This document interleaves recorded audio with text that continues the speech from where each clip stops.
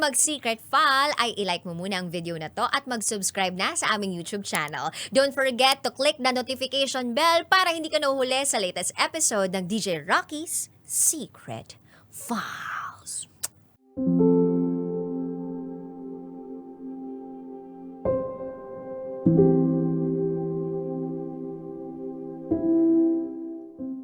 Dear Titangelo at Rakitera, gusto ko lang pong ibahagi ang isang pangyayaring bumago sa buhay ko. Sana po ay mabasa ninyo at itago nyo na lang ako sa pangalang Lauris. At ito po ang aking secret file. Minsan akong nakaramdam ng kahihiyan sa social media. Hindi dahil sa mismong post ko, kundi dahil sa post ng nanay ko. Paano ba naman? Halos lahat ng ginagawa niya nakapost. Kahit mga video naming magkakapatid na kumakain lang sa bahay o pag may times na nag-uusap-usap kami, pinopost agad-agad ni nanay. Minsan tuloy pinaghihinalaan na namin si nanay na disipulo ni Meta na baka kumikita na rin sa Facebook dahil sa panay pag-content nito. Sa una, aaminin ko awkward para sa akin pero unti-unting nagbabago ang lahat. Madalas kong sabihan si nanay na wag panay puro post sa Facebook ng kung ano-ano. At ayaw naming mabash, syempre ang aming nanay. Pero ewan, ayaw kaming pakinggan at panay pa rin ang post. May isang insidente nga na naaktuhan niya kaming nag-aaway ng boyfriend ko doon sa labas ng bahay. Hindi naman away na malala pero nagkatampuhan lang. Maya-maya nakita ko na lang ang dami ng notification sa profile ko. Yung pala, tinagna ko ni nanay. May video pala siyang kuha ng away namin ng boyfriend ko. Nagalit ako sa nanay ko at sabi ko, "Nay, sumusobra na yung pagso-social media mo. Na ultimo usapan namin ng boyfriend ko, i-video niya at gagawa ng content. Dagdag ko pa baka nga tama ang suhestyon ng ibang tao na pag matanda na hiwalay pala dapat talaga ang Facebook profile sa mga batang bata pa para hindi nagkakapahiyaan." Pero in fairness na naman sa nanay ko, nag-sorry agad sa akin. Hindi naman daw niya sinasadyang ipahiya ako. Pero wala, nag-trending na ako sa mga kaklase ko. Maging sa isang kamag-anak, nakita niya ang post ng nanay ko. Grabe, pinasikat ako ng nanay ko. May isa pang insidente na hindi pinalampas ng nanay ko. Sumayaw siya at nakiuso sa trending na kanta ni Taylor Swift na Opalite. Mag-isa lang siya pero ang suot medyo hindi akma sa edad niya. Para akong natatawa na nandidiri. Sabi ko sa kanya, "Ma, ano to?" Pero ang sagot niya lang sa akin ay katuwaan lang naman daw. Hindi naman daw pangit yung sayaw pero hindi niya rin naman daw talagang intensyon na ipahiya kami sa social media dahil sa mga ginagawa niya.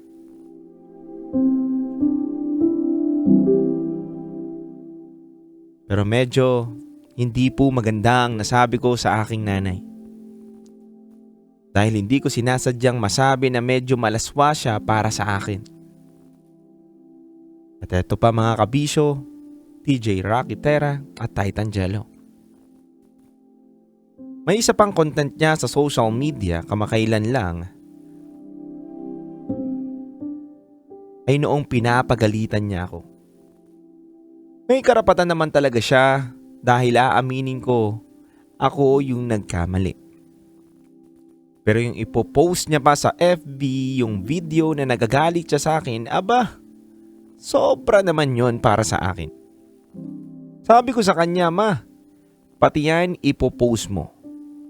Ano na lang sasabihin sa akin ng mga nakakakilala sa akin? Hindi mo man lang kinukonsidera ang mga feelings ko at mga magiging reaksyon ng mga tao sa akin. At ang lagi kong tanong sa kanya, kailangan ba talaga lahat ng mga nangyayari sa buhay natin ay posted online? Ang ginawa ng nanay ko, in-unfriend ako. Siya pa ang galit. Kahit mukha ko ang napapaya online. Grabe, hindi ko maisip na sarili kong nanay ginagawa kong poster girl sa FB account niya. Kahit yung mga post na ayoko na sanang ipashare sa kanya, nakikita ko bigla-bigla. Ando na.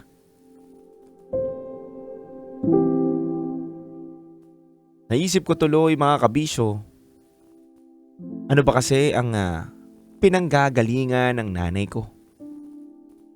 Ba't kailangan niya tong gawin? Tinanong ko nga siya one time kung kumikita na siya rito. Ang sabi niya, hindi naman daw. So bakit nga Titan Jello at Rocky Terra? Pero lately ko lang naman nalaman na ang tunay na dahilan at yung dahilan na yun ay hindi ko nagustuhan dahil hindi para sa akin maganda yun.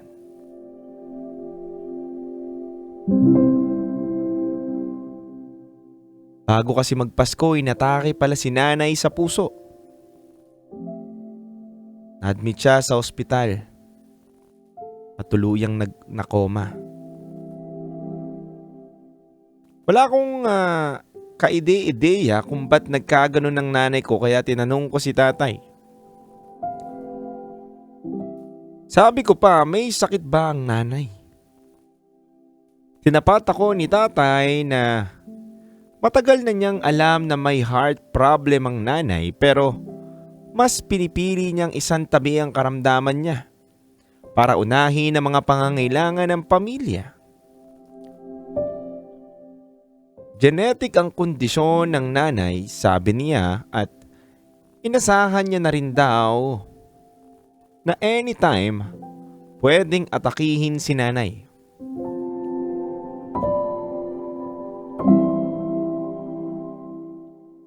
Pero DJ Rocky at DJ Titan Jello, madalas nilang iniisip, mismo silang parehas ay kakayanin ni nanay at magsusurvive ito kung sakali mang mangyari. Sa totoo lang mga kabisyo, umiiyak akong kausap ang tatay ko. Habang binabantayan ang masela na kondisyon ng nanay ko, kako, ba't hindi nyo sa amin sinabi? Aminado si tatay na kumpiyansa silang kakayanin ng nanay at hindi ito lalala. Kaya nagulat pa rin daw siya noong biglang atakihin ng nanay at habang nakikita ni tatay na nag-i-scroll ako sa FB account ko ng mga post ni nanay, may isa siyang sinabi na hindi ko malilimutan. Nak, kaya post ng post ang nanay mo kasi alam niyang darating ang araw. Magiging alaala ang lahat ng yan. Nang marinig ko yon, Titangelo at Rocky Terra, dumampi na lang ang mga luha sa pisngi ko. At naramdaman ako ang pagsisisi sa tuwing sinasaway ko ang nanay ko na huwag ipagkalat ang buhay ko sa Facebook. Mga kabisyo, hindi nagtagal matapos naming makapag-usap ng tatay ko. Nagkaroon ng medical emergency ang nanay ko. Nag-flatline siya. Sinubukang i-revive pero negative. Sa madaling salita, wala na ang nanay ko.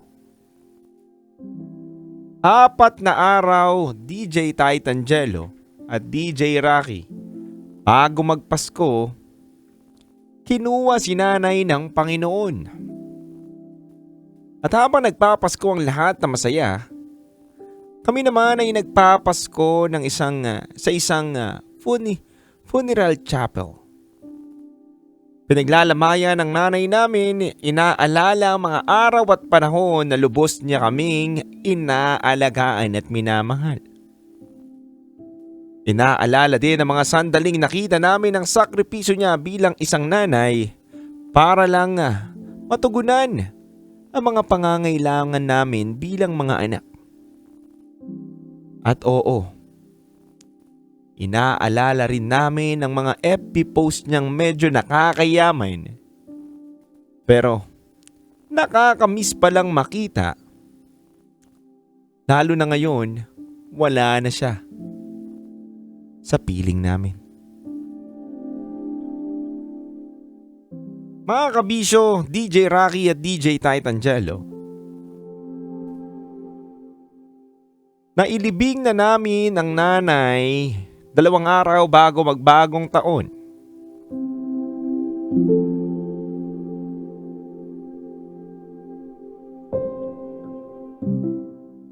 At ang nakakalungkod doon, kaming buong pamilya ay nag-New Year pero hindi kami nagdiwang.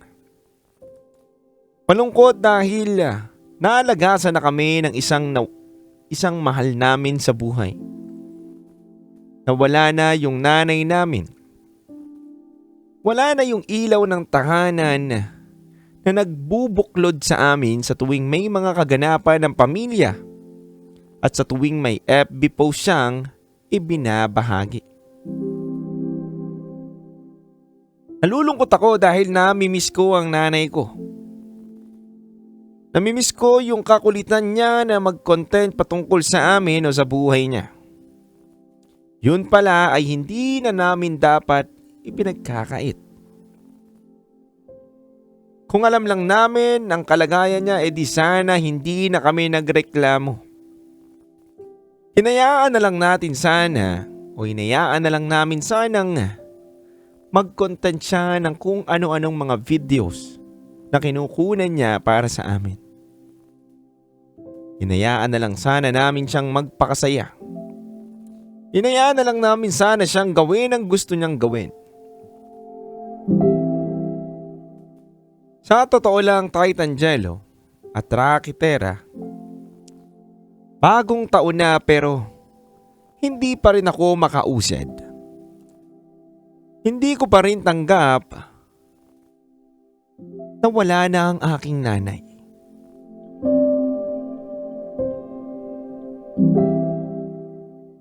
Paano ko kaya sasabihin sa nanay ko na, "Ma, okay na ako. Balik ka na lang ulit. I-content mo na lang ako hanggang magsawa ka.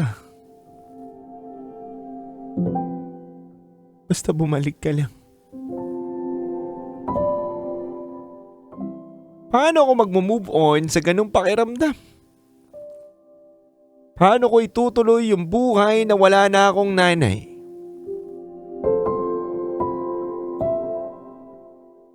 Sa totoo lang, mga kabisyo, ako'y nangihinayang. Dahil hindi niya na ako masasamahan sa graduation ko next year sa kolehiyo. Sobrang sayang lang na sana nasulit ko pala yung mga panahon na buhay pa ang aking nanay. Kaya mga kabisyo, muli, hanggang dito na lang. Ako si Loris at ito ang aking Secret File.